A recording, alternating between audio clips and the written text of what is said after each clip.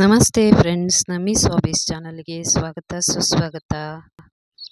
Friends, ನಾನಿವತ್ತು ಹೆಸರು ಕಾಳಿನ ಪರೋಟ ಮಾಡೋದು ಹೇಗೆ ಅಂತ ತಿಳಿಸ್ಕೊಡ್ತೀನಿ. ಹಾಗೆ ಟೊಮೆಟೊ ಹಣ್ಣಿನ ಮೊಸರು ಬಜ್ಜಿನ ಸಹ ಮಾಡೋದು ಹೇಗೆ ಅಂತ ತಿಳಿಸ್ತೀನಿ.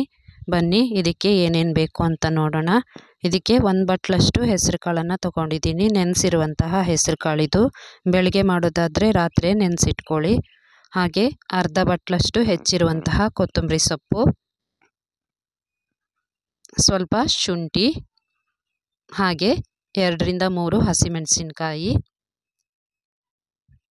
1 ಸ್ಪೂನಷ್ಟು ಜೀರಿಗೆ, 2 ಸ್ಪೂನಷ್ಟು ಬೆಣ್ಣೆ ತಗೊಂಡಿದ್ದೀನಿ. ಹಾಗೆ ರುಚಿಗೆ ತಕ್ಕಷ್ಟು ಉಪ್ಪು, ಕಲಿಸ್ಲಿಕ್ಕೆ ಗೋಧಿ ಹಿಟ್ಟನ್ನು ತಗೊಂಡಿದ್ದೀನಿ. ಈಗ ಒಂದು ಮಿಕ್ಸಿ ಜಾರನ್ನು ತಗೊಳ್ಳಿ. ಅದಕ್ಕೆ ನೆನೆಸಿರುವಂತಹ ಹೆಸರು ಕಾಳನ್ನು ಹಾಕೊಳ್ಳಿ. ಈಗ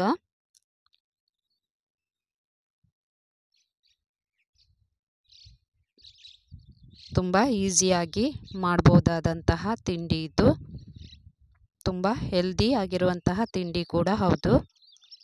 ಹೆಸರು ಕಾಳು ಹಾಕಿದ ನಂತರ ಇದಕ್ಕೆ ಹಸಿಮೆಣಸಿನಕಾಯಿನ ಹಾಕೊಳ್ಳೋಣ.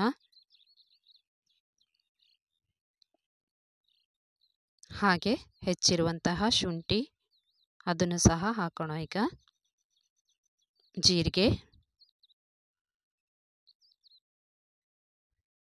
ಜೀರಿಗೆ ಹಾಕೋದ್ರಿಂದ ಪರೋಟ ತುಂಬ ಗಮ್ ಅನ್ನತ್ತೆ.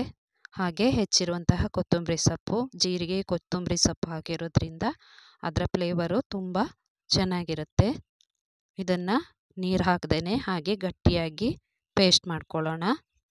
ಸ್ವಲ್ಪ ತರಿಯಾಗಿರಲಿ, ತುಂಬ ನುಣ್ಣಗಾಗೋದು ಬೇಡ. ಹೆಸರು ಕಾಳು ಸ್ವಲ್ಪ ಕಾಣ್ತಿರಲಿ ಅರ್ಧ. ಪರೋಟದಲ್ಲಿ ಸ್ವಲ್ಪ ಬಾಯಿಗೆ ಸಿಗಬೇಕು, ಆ ಥರ ರುಬ್ಕೊಳ್ಳಿ. ಈಗ ಒಂದು ಪಾತ್ರೆನ ತಗೊಳ್ಳಿ. ಅದಕ್ಕೆ ರುಚಿಗೆ ತಕ್ಕಷ್ಟು ಉಪ್ಪನ್ನು ಹಾಕೊಳ್ಳೋಣ. ಉಪ್ಪು ಹಾಕಿದ ನಂತರ ರುಬ್ಬಿಟ್ಟಿರುವಂತಹ ಹೆಸರು ಕಾಳಿನ ಪೇಸ್ಟನ್ನು ಇದಕ್ಕೆ ಹಾಕೊಳ್ಳೋಣ.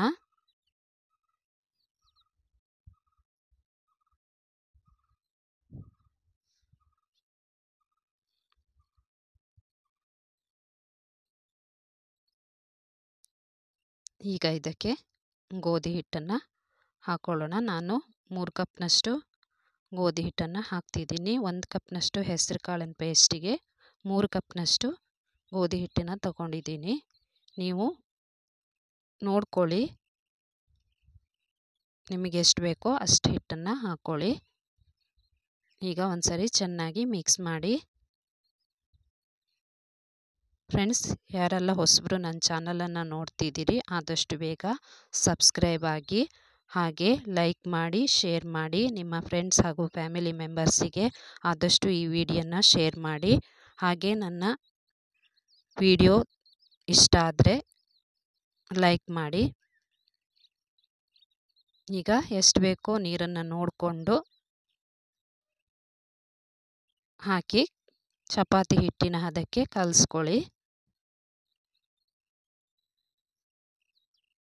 ನೋಡಿ, ಈ ಥರ ಕಲಸಿಟ್ಕೊಂಡಿದ್ದೀನಿ. ಇದಕ್ಕೆ ಈಗ 1 ಸ್ಪೂನಷ್ಟು ಬೆಣ್ಣೆನ ಹಾಕಿ ಒಂದು ಸಾರಿ ಚೆನ್ನಾಗಿ ಕಲಸಿ ಒಂದು 10 ನಿಮಿಷ ಇಡೋಣ. ಹಾಗೆ ಹಿಟ್ಟು ಸ್ವಲ್ಪ ನೆನಿಲಿ.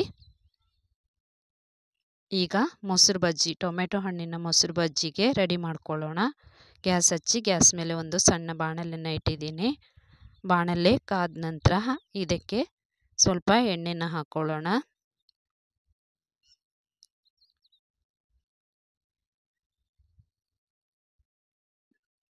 ಕಾದ ಎಣ್ಣೆಗೆ 1 ಸ್ಪೂನಷ್ಟು ಸಾಸಿವೆನ ಹಾಕೊಳ್ಳೋಣ.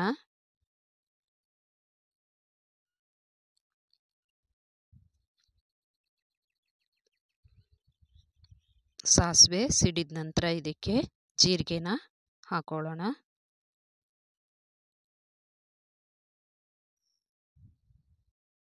ಹಾಗೆ ಕರಿಬೇವಿನ ಸೊಪ್ಪು,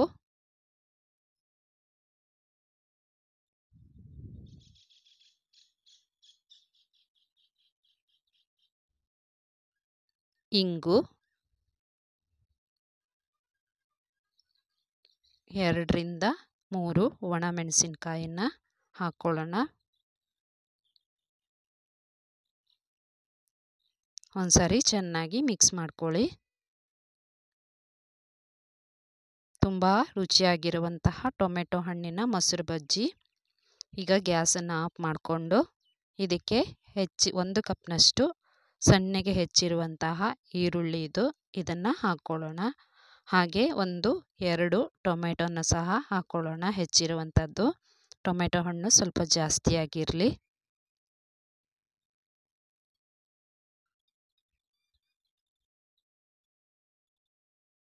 ರುಚಿಗೆ ತಕ್ಕಷ್ಟು ಉಪ್ಪನ್ನು ಹಾಕಿ ಚೆನ್ನಾಗಿ ಒಂದ್ಸರಿ ಮಿಕ್ಸ್ ಮಾಡ್ಕೊಳ್ಳಿ. ಮಕ್ಕಳಿಗಂತೂ ತುಂಬ ಇಷ್ಟ ಆಗುತ್ತೆ ಈ ಟೊಮೆಟೊ ಹಣ್ಣಿನ ಮೊಸರು ಬಜ್ಜಿ. ಹಾಗೆ ಹೆಸರು ಕಾಳಿನ ಪರೋಟ ಸಹ ಇಷ್ಟ ಆಗುತ್ತೆ. ಈಗ ಇದಕ್ಕೆ 1 ಕಪ್ನಷ್ಟು ಗಟ್ಟಿ ಮೊಸರನ್ನು ಹಾಕ್ಕೊಳ್ತಿದ್ದೀನಿ.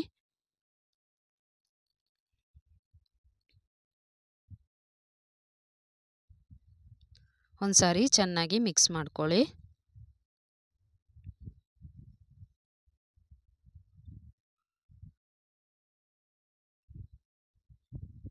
ನೋಡಿ, ಮೊಸರು ಬಜ್ಜಿ ಈಗ ರೆಡಿ ಆಗ್ತಾ ಬಂತು. ಇದಕ್ಕೆ ಕೊತ್ತಂಬರಿ ಸೊಪ್ಪನ್ನು ಹಾಕ್ಕೊಳ್ಳೋಣ. ನೋಡಿ, ಕಲರ್ಫುಲ್ ಆಗಿರುವಂತಹ ಟೊಮೆಟೊ ಹಣ್ಣಿನ ಮೊಸರು ಬಜ್ಜಿ ರೆಡಿಯಾಗಿದೆ. ಒಂದ್ಸಾರಿ ಮಿಕ್ಸ್ ಮಾಡ್ಕೊಳ್ಳಿ.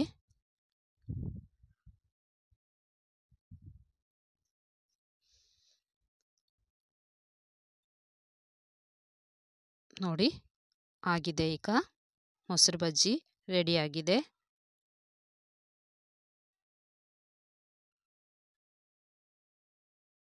ಈಗ ಒಂದು ಚಪಾತಿ ಮಣೆನ ತಗೊಳ್ಳಿ. ಅದಕ್ಕೆ ಕಲಸಿ ಇಟ್ಟಿರುವಂತಹ ಪರೋಟದ ಹಿಟ್ಟುಂಟಲ್ಲ, ಅದನ್ನು ಒಂದ್ಸರಿ ಚೆನ್ನಾಗಿ ನಾದ್ಕೊಳ್ಳಿ. ನಾದ್ಕೊಂಡಷ್ಟು ಪರೋಟ ತುಂಬ ಚೆನ್ನಾಗಿ ಬರುತ್ತೆ.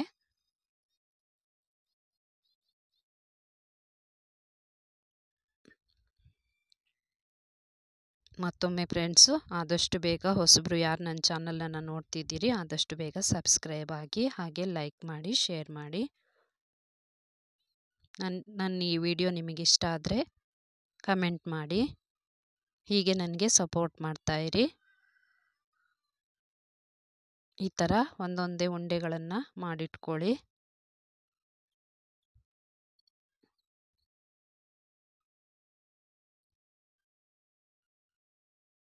ಇದಕ್ಕೆ ಸ್ವಲ್ಪ ಗೋಧಿ ಹಿಟ್ಟನ್ನು ಹಾಕ್ಕೊಂಡು ಲಟ್ಟಿಸ್ಕೊಳ್ಳೋಣ.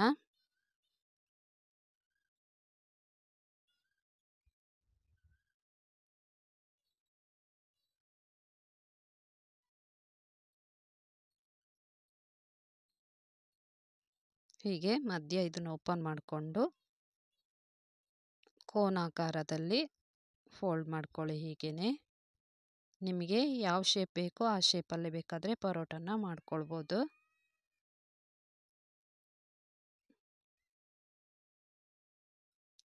ಇದಕ್ಕೆ ಸ್ವಲ್ಪ ಹಿಟ್ಟನ್ನು ಸೇರಿಸ್ಕೊಂಡು ಲಟ್ಟಿಸ್ಕೊಳ್ಳೋಣ. ಈಗ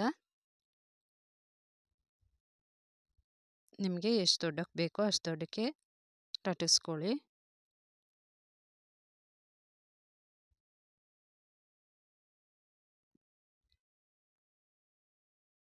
ಈಗ ಗ್ಯಾಸನ್ನು ಹಚ್ಚಿ ಅದರ ಮೇಲೆ ಒಂದು ಚಪಾತಿ ಸುಡುವಂಥ ಹಂಚು ಅಥವಾ ರೊಟ್ಟಿ ಸುಡುವಂಥ ಹಂಚಿರುತ್ತಲ್ವ, ಅದಿಲ್ಲದೆ ಇದ್ದರೆ ಯಾವುದಾದ್ರೂ ತವನಾದರೂ ಅಡ್ಡಿಲ್ಲ, ಅದನ್ನು ತಗೊಳ್ಳಿ.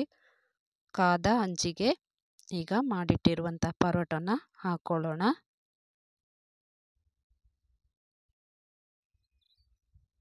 ಇದಕ್ಕೆ ಈಗ ಮೇಲ್ಗಡೆ 1 ಸ್ಪೂನಷ್ಟು ಬೆಣ್ಣೆನ ಹಾಕ್ಕೊಳ್ತಿದ್ದೀನಿ. ಬೆಣ್ಣೆ ಇಲ್ಲದೆ ಇದ್ದರೆ ಎಣ್ಣೆ ಸಹ ಹಾಕ್ಕೋಬೋದು. ಎರಡೂ ಕಡೆ ಚೆನ್ನಾಗಿ ಕಾಯಿಸಿ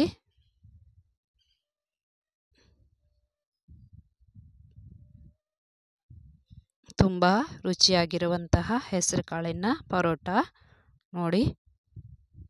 ಹೀಗೆ ತಿರುವಾಕಿ. ಈಗ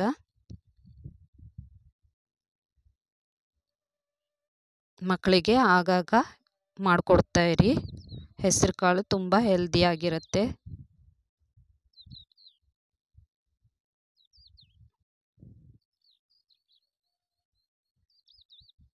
ನೋಡಿ ಆಗಿದೆ ಇದು. ಇದನ್ನು ಈಗ ಸರ್ವಿಂಗ್ ಪ್ಲೇಟಿಗೆ ಹಾಕೊಳ್ಳೋಣ.